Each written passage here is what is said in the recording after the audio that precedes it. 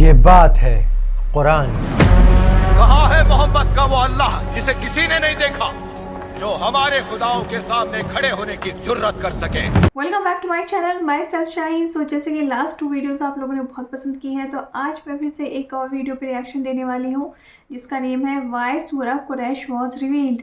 So yes, without any further ado, let's get started. یہ بات ہے قرآن۔ کہاں ہے محمد کا وہ اللہ جسے کسی نے نہیں دیکھا، جو ہمارے خداؤں کے سامنے کھڑے ہونے کی جرت کر سکے۔ یہ بات ہے نبی پاک کے پردادا ہاشم۔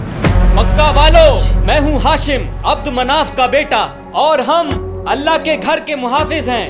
بالکل صحیح کہا، ہم اللہ کے گھر کے رکھوالے ہیں۔ کسی میں ہمت نہیں ہمارے قافلے کو روکنے کی۔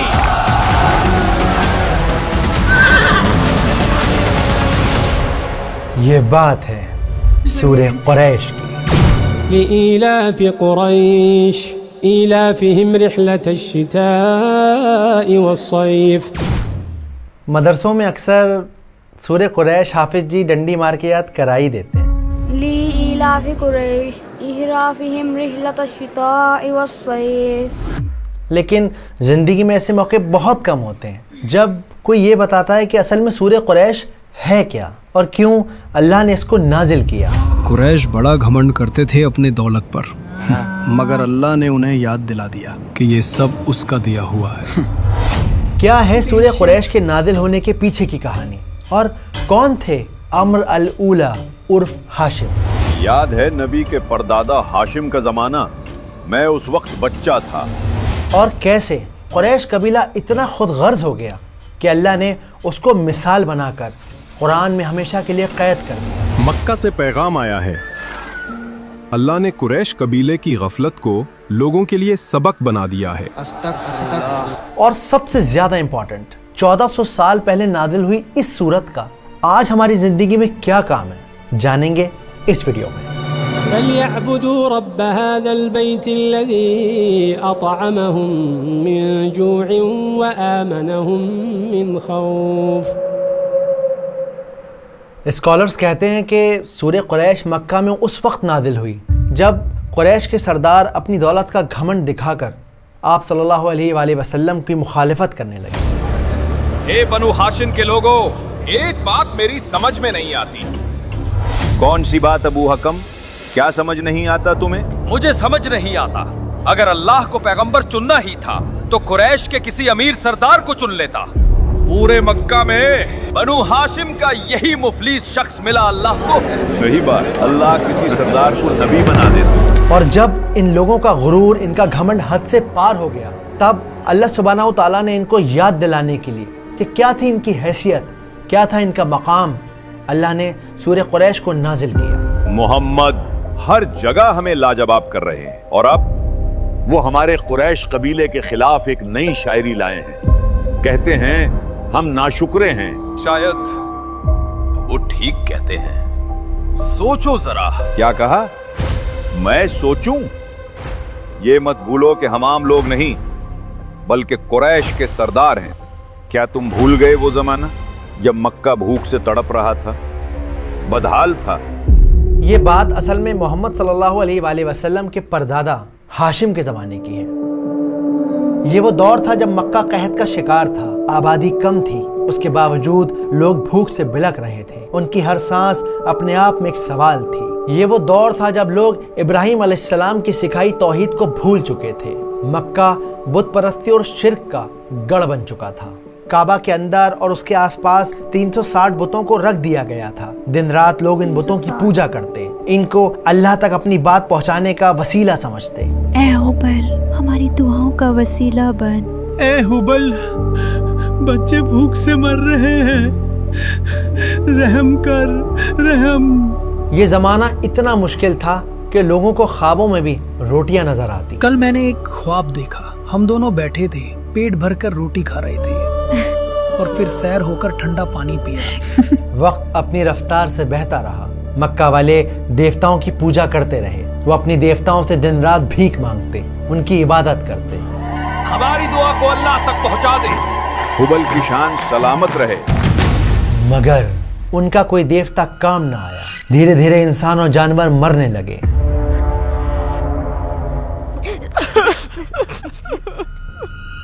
اور پھر ایک امید جگی, ایک آواز اٹھی. ارے یہ کون ہے؟ عبد الہاشم, کعبہ کے سردار آ رہے ہیں.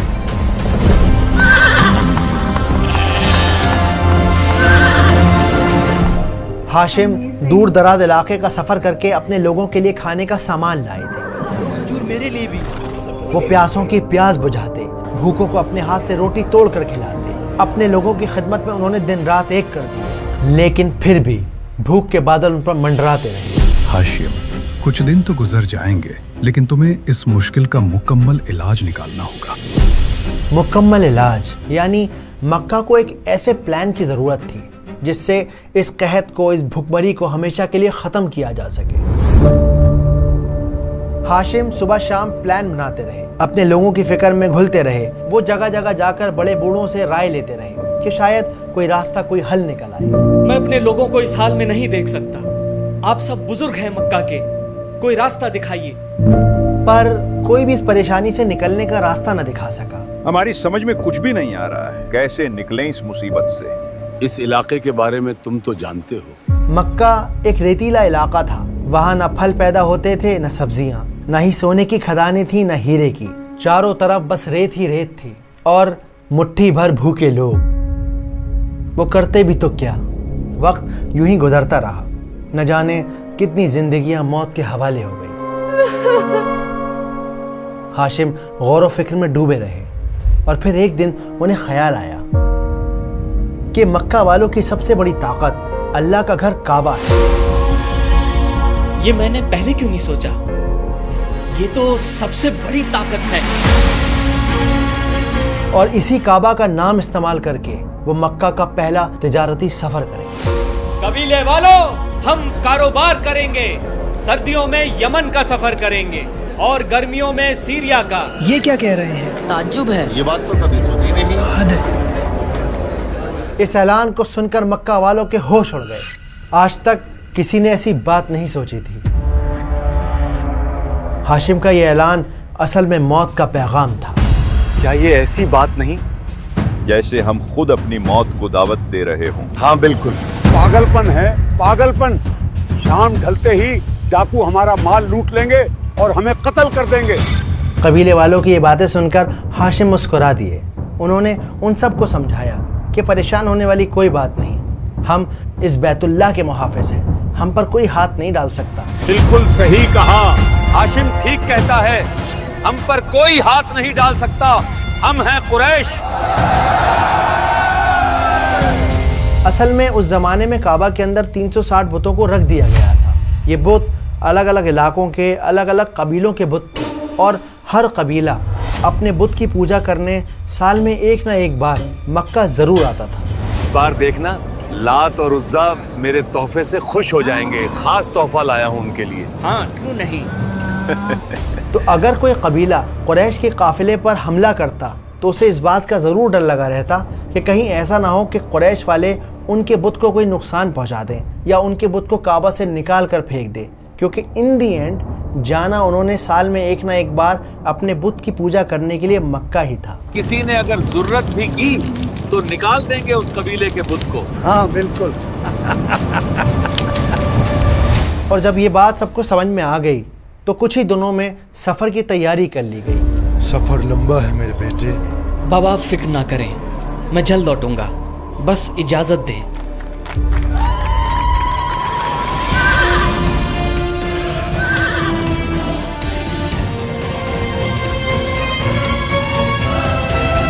وہ سردیوں میں یمن اور گرمیوں میں شام کی طرف جاتے, اور اگر راستے میں انہیں کوئی ڈکیت مل جاتا تو وہ اس سے کہہ دیتے, نہیں جانتے کیا ہم بیت اللہ کے رکھوالے ہیں. یہ بات سن کر ڈکیت شرمندگی اور خوف سے سہم جاتے. مجھ سے بہت بڑی بھول ہو گئی, معاف کر دیجئے. کوئی بات نہیں, لیکن آگے سے خیال رہے. بے خوف ہو کر آگے بڑھو پوری رفتار سے.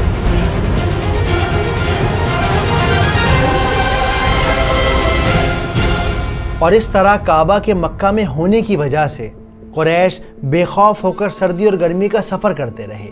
دیکھتے ہی دیکھتے مکہ ایک بزنس ہب بن گیا، لوگ خوشحال اور امیر ہو گئے۔ ان لمبے سفر کی وجہ سے قریش کو دنیا کا اتنا ایکسپوزر ہو گیا کہ وہ باقی قبیلوں سے پیسے اور علم کے معاملے میں بہت آگے نکل گئے۔ ان کے تعلقات کئی ملکوں کے بادشاہوں کے ساتھ بن گئے اور انہی بہت سارے سفر کے دوران انہوں نے کیلی گرافی یعنی کہ رسم الخط سیکھا، جسے بعد میں قرآن مجید کو لکھنے کے لیے استعمال کیا گیا۔ یہ رسم الخط میں نے سردی اور گرمی کے سفر کے دوران سیکھی ہے۔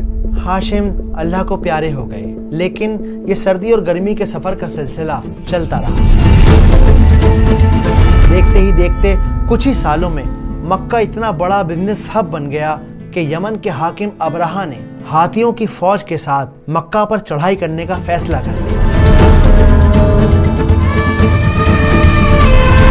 اس نے یہ ارادہ کر لیا کہ وہ اللہ کے گھر کو توڑ دے گا، کیونکہ وہ یہ چاہتا تھا کہ مکہ کی جگہ یمن بزنس کا مرکز بنے، بزنس کا سینٹر بنے۔ اور جب اللہ سبحانہ و تعالیٰ نے آپ صلی اللہ علیہ وآلہ وسلم کو نبوت کا حکم دیا تو یہی قریش اپنے پیسے کا زور دکھا کر ان کی مخالفت کرنے لگے۔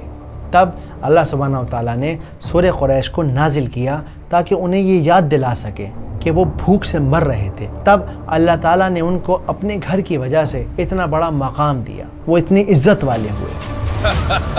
قریش والوں کا میرے دربار میں ہمیشہ استقبال ہے۔ یہ تھی سورہ قریش کے نازل ہونے کے پیچھے کی کہانی۔ ابو ہادی، ہمیں وہ سورہ تو سناؤ جو نبی پر نازل ہوئی ہے۔ بسم اللہ الرحمن الرحیم۔ لإيلاف قريش إيلافهم رحلة الشتاء والصيف فليعبدوا رب هذا البيت الذي أطعمهم من جوع وآمنهم من خوف۔ چلیے اب اس صورت کو سمجھتے ہیں سینیمیٹک انداز میں، آسان طریقے سے۔ تو دیکھیے، سب سے پہلے یہ سمجھنا بہت ضروری ہے کہ اس پوری صورت میں اللہ سبحانہ و تعالیٰ قریش سے بات نہیں کر رہے بلکہ قریش کی بات کر رہے ہیں، یعنی کہ تھرڈ پرسن میں بات ہو رہی ہے، جو کہ اپنے آپ میں ایک بہت بڑا اشارہ ہے کسی سے خفا ہونے کا، ناراض ہونے کا۔ جیسے اکثر ہوتا ہے نا، ہم کسی سے ناراض ہوتے ہیں تو ہم کیسے بات کرتے ہیں؟ ہم کسی اور سے کہتے ہیں کہ اس سے کہہ دو کہ میرے سامنے نہ آیا کرے، مجھے اس سے بات کرنا پسند نہیں۔ تو یہ تھرڈ پرسن میں بات کرنا ہوتا ہے۔ اسی طرح اللہ سبحانہ و تعالیٰ اس پوری صورت میں تھرڈ پرسن میں بات کر رہے ہیں۔ اب دوسرا پوائنٹ جو سمجھنے کا ہے وہ یہ ہے کہ یہاں پہ کسی ایک انسان کی بات نہیں ہو رہی ہے بلکہ یہاں پر پوری قوم کی بات ہو رہی ہے، قریش قبیلے کی بات ہو رہی ہے۔ اب کیونکہ پہلی اور دوسری آیتیں ایک دوسرے کے ساتھ بہت زیادہ کنیکٹڈ ہیں تو انہیں ایک ساتھ سمجھتے ہیں۔ لِإِيلَافِ قُرَيْشٍ إِيلَافِهِمْ رِحْلَةَ الشِّتَاءِ وَالصَّيْفِ، یعنی قریش بہت زیادہ مانوس ہو گئے، کمفرٹیبل ہو گئے، فیملیئر ہو گئے سردی اور گرمی کے سفر سے۔ یہ تو ہوئی ایک اوپری بات۔ اب ذرا آپ ہلکا سا اس کی گہرائی میں اگر آپ اتریں گے تو آپ دیکھیں گے کہ یہاں پر جو ایلاف کا لفظ ہے تو اس کا مطلب ہوتا ہے کسی چیز کی عادت ہو جانا، کسی چیز کے لیے عادی ہو جانا۔ جیسے سردی ہو یا گرمی ہو یا بارش ہو، ہمیں آفس جانے کی عادت ہو چکی ہے۔ جیسے رکشے والے کو 10 لوگوں کو بٹھا کے رکشہ کھینچنے کی عادت ہو چکی ہے۔ جیسے نان بائی کو، روٹی بنانے والے کو دن میں ہزاروں روٹی بنانے کی عادت ہو چکی ہے۔ بالکل اسی طرح یہاں پہ یہ بات کی جا رہی ہے کہ عادت ہو گئی قریش کو سردی اور گرمی کے سفر کی۔ ٹھیک، اب ایک ہی بات کو 2 بار دہرایا جا رہا ہے، عادت ہو گئی، عادت ہو گئی۔ عبدل میرے بھائی، کس قدر سردی ہے، مگر ان سفروں کا اپنا ہی مزہ ہے۔ اصل میں ہمیں عادت ہو گئی ہے۔ جب آپ اس میں لام کو دیکھیں گے، جو سٹارٹنگ میں یہاں پہ لام استعمال کیا گیا ہے، اس کے 2 مطلب ہوتے ہیں۔ پہلا مطلب تو یہ ہے کہ بڑا تعجب کا اظہار کیا جا رہا ہے۔ اللہ تعالیٰ تعجب کر کے کہہ رہے ہیں کہ تعجب ہے، اتنی عادت ہو گئی کہ وہ اللہ کو ہی بھول گئے، پہلی بات۔ اور اس کا دوسرا مطلب کیا بنتا ہے؟ عادت ہو گئی قریش کو سردی اور گرمی کے سفر کی، اس وجہ سے انہیں کیا کرنا چاہیے تھا کہ وہ اپنے رب کی عبادت کرتے یا کریں جو اس گھر کا مالک ہے، کعبہ کا مالک ہے، بیت اللہ کا مالک ہے۔ تو جب ہم اس آیت کے اوپر غور کرتے ہیں تو ہم دیکھتے ہیں کہ رحلہ کا مطلب ہوتا ہے سفر، اور شتا یعنی کہ ٹھنڈ۔ اب سوچنے کی بات یہ ہے کہ یہاں پر اللہ تعالیٰ نے یہ کیوں کہا کہ ٹھنڈ اور گرمی کے سفر کی عادت ہو گئی؟ اللہ یہ بھی کہہ سکتے تھے کہ گرمی اور سردی کے سفر کی عادت ہو گئی، لیکن یہی کیوں کہا جا رہا ہے کہ سردی اور گرمی کے سفر کی عادت ہو گئی. ہم پر سردیاں آسان ہیں. بے خوف ہو کر آگے بڑھو پوری رفتار سے. تو یہاں سمجھنے والی بڑی مزیدار بات یہ ہے کہ سردیوں میں نا اکثر دن چھوٹے ہوتے ہیں, راتیں لمبی ہوتی ہیں, بہت ساری سبزیاں, بہت ساری فصلیں اگتی نہیں. اکثر کئی لوگوں کے کام ٹھنڈے پڑ جاتے ہیں, چوری چکاری کا خطرہ بھی بہت بڑھ جاتا ہے. تو سردیاں اتنا مشکل وقت ہوتا ہے, لیکن اس میں بھی اللہ سبحانہ و تعالیٰ نے تمہیں حفاظت میں رکھا, ہر خوف سے محفوظ رکھا, تمہیں روزگار دیا. اس وجہ سے انہیں کیا کرنا چاہیے تھا, جس کا جواب اللہ تعالیٰ تیسری آیت میں دیتے ہیں, فَلْيَعْبُدُوا رَبَّ هَذَا الْبَيْتِ. تمہیں چاہیے تھا کہ اپنے رب کی عبادت کرتے, اس رب کی عبادت کرتے جس کا یہ کعبہ ہے. جیسا کہ میں نے آپ کو پہلے بتایا کہ وہ مکہ سے یمن اور یمن سے شام کا سفر کیا کرتے تھے, جو سفر مشکل تھا, ڈکیتی کا بھی ڈر تھا, لیکن کیونکہ وہ راستوں میں نام لے لیا کرتے تھے. نہیں جانتے کیا ہم بیت اللہ کے رکھوالے ہیں کہ بھئی ہم تو بیت اللہ والے ہیں, ہم تو اللہ کے گھر کے محافظ ہیں. تو کبھی کوئی انہیں پریشان نہیں کرتا تھا, اس لیے انہیں چاہیے تھا کہ اللہ کے گھر کی عبادت کرتے, اللہ کی عبادت کرتے, نہ کہ بت پرستی کرتے. ہماری دعا کو اللہ تک پہنچا دے. حبل کی شان سلامت رہے. اب یہاں پہ جو فے کا استعمال کیا گیا ہے وہ اس بات پر زور دے رہا ہے کہ ویسے تو اللہ تعالیٰ نے بندے کو بے انتہا نعمتوں سے نوازا ہوا ہے, سانس آ رہی ہے, جا رہی ہے, جسم اپنا کام کر رہا ہے, لیکن چلو کوئی بات نہیں, تم ناشکرے ہو گئے تو ہو گئے, کوئی نہیں, پر کم سے کم اس نعمت کو تو یاد رکھتے. یہ نعمت جس کا تم نام لے لے کے بار بار سفر کیا کرتے تھے, یہ فا اس بات کو ظاہر کرتا ہے. اب جب اگلی بار آپ نماز میں پڑھیں, اس آیت کو ریسائٹ کریں, سورت کو ریسائٹ کریں, تو یاد رکھیے کہ یہ کوئی مزے کی بات نہیں ہو رہی, یہ ایک ہیوی بات کی جا رہی ہے, ایک فیور اللہ تعالیٰ یاد دلا رہے ہیں. تو ایسے نہیں کہ لیلا فی قریش, نہ نہ نہ نہ, آپ کو اسے زور سے اور زور لگا کے محسوس کر کے پڑھنا ہے کہ اس میں ایک وزندار بات ہو رہی ہے. لیلا فی قریش ایلافہم رحلۃ الشتاء والصیف, کہ تعجب ہے کہ اللہ تعالیٰ نے تمہیں اتنے فیور دیے, اتنا احسان کیا, اور تم بھول گئے اس کو. تمہیں چاہیے تھا کہ اس کی عبادت کرتے, اس رب کی جس کا نام لے کے تم اتنے بڑے بن گئے. کعبہ کے رکھوالوں کا میرے دربار میں ہمیشہ استقبال ہے. اب جب آپ صلی اللہ علیہ وآلہ وسلم کی ہم سیرت کو دیکھیں گے, ساری زندگی کو دیکھیں گے, اور ابراہیم علیہ السلام کی زندگی کو بھی دیکھیں گے, تو آپ کو پتہ چلے گا کہ سارا کا سارا معاملہ, وہ سارا راز اس تیسری آیت میں ہی چھپا تھا. آپ صلی اللہ علیہ وآلہ وسلم نے ساری زندگی لگا دی کہ بندہ اپنے رب کی عبادت کرے, ایک توحید پہ رہے, ایک رب کی عبادت کرے. اللہ اور بندے کے درمیان اور کوئی نہیں, بندے کو ہاتھ پھیلانے, اپنے رب سے دعا مانگنی ہے. بیچ میں یہ سوچنا ہی نہیں کہ میری بات رب تک کیسے پہنچے گی, وہ رب کا بنایا ہوا بندہ ہے تو اس کی بات رب تک پہنچے گی ہی پہنچے گی. اس لیے فَلْيَعْبُدُوا رَبَّ هَذَا الْبَيْتِ ایک بہت امپورٹنٹ آیت ہے جو توحید کا مطلب سکھاتی ہے, جو ہمیں یہ بتاتی ہے صرف اور صرف اپنے ایک رب, ایک اللہ کی عبادت کرنی ہے. تو اب جب ہم تینوں آیتوں کو ملا کے پڑھتے ہیں تو کیا بات سمجھ میں آتی ہے کہ اللہ تعالیٰ کہتے ہیں کہ تعجب کی بات ہے, قریش کو اتنی زیادہ عادت ہو گئی سردی اور گرمی کے سفر کی کہ وہ اپنے رب کو ہی بھول گئے. انہیں چاہیے تھا کہ وہ اپنے رب کی عبادت کرتے, اس رب کی جس کا یہ گھر ہے. اللہ اکبر. اب یہاں ایک سوچنے والی بات ہے کہ قریش تو یہ بھی کہہ سکتے تھے کہ ارے بھائی کس اللہ کی عبادت کریں, کون سا اللہ, ہم نے تو کعبہ کے اندر 360 بتوں کو رکھ رکھا ہے, بتاؤ کون سے کی عبادت کرنی ہے. تو اس کا جواب اللہ سبحانہ و تعالیٰ چوتھی آیت میں دیتے ہیں. کیا ہے چوتھی آیت؟ الذی اطعمہم من جوع وآمنہم من خوف. اب یہاں پر جو الذی کا لفظ ہے وہ اصل میں ایک انٹروڈکشن ہے. اللہ تعالیٰ اپنے آپ کو انٹروڈیوس کر رہے ہیں کہ وہ رب, کون سا رب, جس نے تمہیں کھانا دیا جب تم بھوکے تھے. اب جو کا جو مطلب ہوتا ہے یہ ہوتا ہے بہت زیادہ بھوک, ایکسٹریم ہنگر. خوف یعنی ڈر, خطرہ, کسی بھی بات کا خطرہ, جیسے قریش کو خطرہ تھا کہ کہیں راستے میں مال لے کے نکلے تو لوٹ نہ لیا جائے. ٹھیک ہے, اب اس پوری آیت کو ایک بار فٹافٹ جلدی سے سمجھ لیتے ہیں کہ قریش بہت زیادہ مانوس ہو گئے, بہت زیادہ کمفرٹیبل ہو گئے سردی اور گرمی کے سفر سے, جو کہ ایک مشکل سفر تھا. تو انہیں چاہیے تھا کہ وہ اپنے رب کی عبادت کرتے, وہ رب جس نے انہیں کھانا دیا جب وہ بھوک سے تڑپ رہے تھے, وہ رب جس نے انہیں سیفٹی دی جب وہ بہت زیادہ خطرے میں تھے. بچے بھوک سے مر رہے ہیں, رحم کر, رحم. اب سمجھنے کی بات یہ ہے کہ یہ تو 1400 سال پرانی صورت ہے, اس کے اندر قریش کی بات ہو رہی ہے, میرے کس کام کی ہے یہ, میں نے کیا اس سے سیکھنا ہے؟ لیکن کیونکہ قرآن اللہ کا کلام ہے اور وہ ساری امت کے لیے تا قیامت نازل کیا گیا ہے, تو آج ہماری زندگی میں اس کا ریلیونس یہ ہے کہ سورہ قریش ایک آئینہ ہے جو ہمیں یہ سکھاتا ہے جب آپ اللہ تعالیٰ آپ کو نعمت دیتا ہے اور آپ غفلت کا شکار ہو جاتے ہو تو آپ اصل میں قریش کی قوم والے راستے پر چلنے لگتے ہو. جیسے مثال کے طور پہ آج سے 5-10 سال 15 سال پہلے شاید آپ جس پلیٹ میں کھانا کھا رہے ہیں اسے خریدنے کی حیثیت نہیں ہوگی. شاید آپ کرائے کے مکان میں رہتے ہوں گے تو آج آپ کا اپنا مکان ہو گیا ہوگا. شاید آپ کو جتنی اچھی ایجوکیشن ملنی چاہیے تھی اتنی نہیں ملی, لیکن آپ کے بچے آپ سے بھی زیادہ اچھی ایجوکیشن حاصل کر رہے ہیں. تو اللہ تعالیٰ نے آپ کی لائف کو کمفرٹیبل کر دیا. اب آپ کو کیا چاہیے؟ آپ کو چاہیے کہ اپنے رب کو جاننے کی کوشش کریں, اس کے ناموں کو جانیں, اس کی نبیوں کو جانیں, اس کی کتاب کو پڑھیں.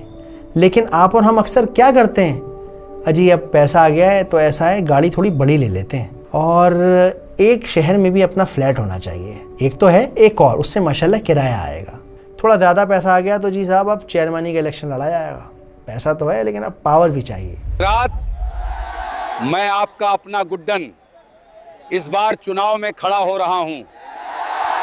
تو جس طرح سے اللہ سبحانہ وتعالیٰ قریش کے اوپر تعجب ظاہر کر رہے ہیں, مجھے یہ میری سمجھ ہے کہ ایک دن ایسا آئے گا کہ آخرت کے میدان میں ہمارے اوپر تعجب کیا جائے گا کہ بتاؤ کیا لوگ تھے, انہیں کھانے کو دیا, پینے کو دیا, بہتر زندگی دی, بہتر شہر میں پیدا کیا, لیکن یہ اپنے رب کو بھول گئے. اپنے بچوں کی طرف, اپنے ماں باپ کی طرف نظر اٹھا کے دیکھیے. آپ کے اور ان غزہ میں مر رہے لوگوں کے بیچ صرف اتنا فرق ہے کہ وہ غزہ میں پیدا ہوئے اور آپ یہاں پیدا ہوئے ہیں.